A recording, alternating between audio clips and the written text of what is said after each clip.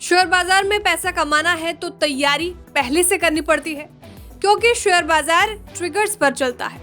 अब शेयर बाजार में अगले हफ्ते कारोबार कैसा होगा और क्या क्या फैक्टर्स हैं जिनके बदौलत शेयर बाजार की दशा और दिशा तय होगी, ये जानने के लिए आपको हमारी ये विशेष रिपोर्ट देखनी होगी। शुक्रवार यानी 16 दिसंबर को खत्म हुए कारोबारी हफ्ते में मंदड़ियों की पकड़ मजबूत थी, यानी बाजार पर बेयर्स हावी थे। शुक्रवार को बीएसई के सेंसेक्स 461 अंक गिरकर 61,338 पर बंद हुए, जबकि निफ्टी 146 अंक फिसलकर 18,269 पर बंद हुआ था।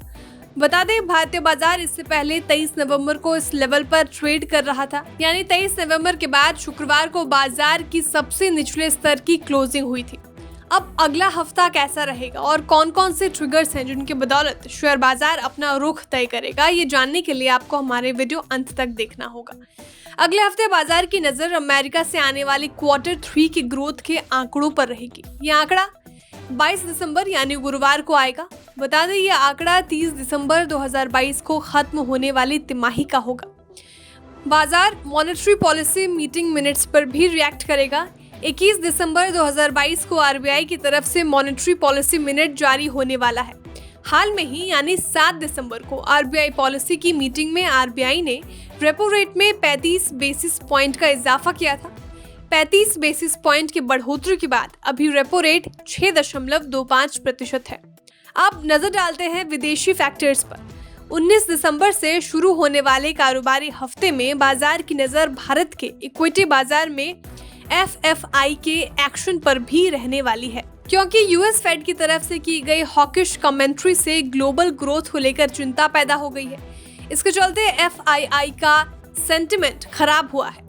एफआईआई के सेंटिमेंट की बात हो रही है तो बता दें कि पिछले हफ्ते एफआईआई ने भारतीय बाजारों में 1800 करोड़ रुपए से ज्यादा की बिकवाली की है, जिससे बाजार पर बिकवाली का दबाव बढ़ गया है। अब देखना होगा कि आने वाले हफ्ते में एफआईआईएस का रुख कैसा रहता है।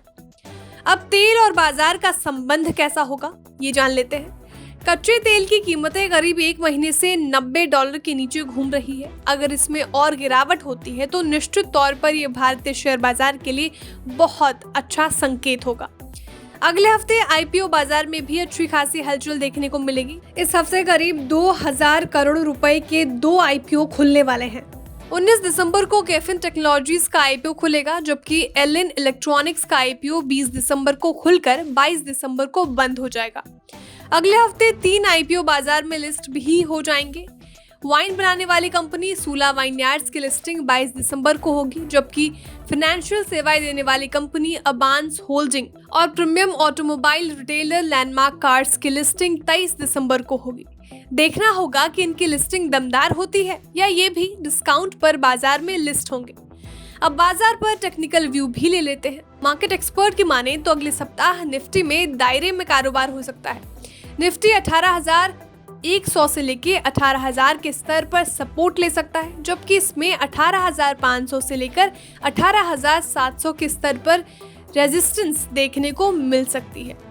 सैमको सिक्योरिटीज के मुताबिक निफ्टी ने डेली चार्ट पर एक लोअर टॉप लोअर बॉटम बनाया है। इससे शॉर्ट टर्म में उन्हें निफ्टी में बेयरिश संकेत नजर आ रहे हैं। मार्केट एक्सपर्ट के मुताबिक निफ्टी में 18,100 के स्तर पर सपोर्ट नजर आ रहा है और अगर ये सपोर्ट लेवल टूटता है तो 17,900 के स्तर तक निफ्टी फिसल सकता है। अगर निफ्टी में तेजी आई तो निफ्टी 18,500 पर पहले रुकेगा और फिर 18,650 पर रुक सकता है। यानी निफ्टी के 2 रेजिस्टेंस लेवल्स हैं, पहला 18,500 और दूसरा 18,650।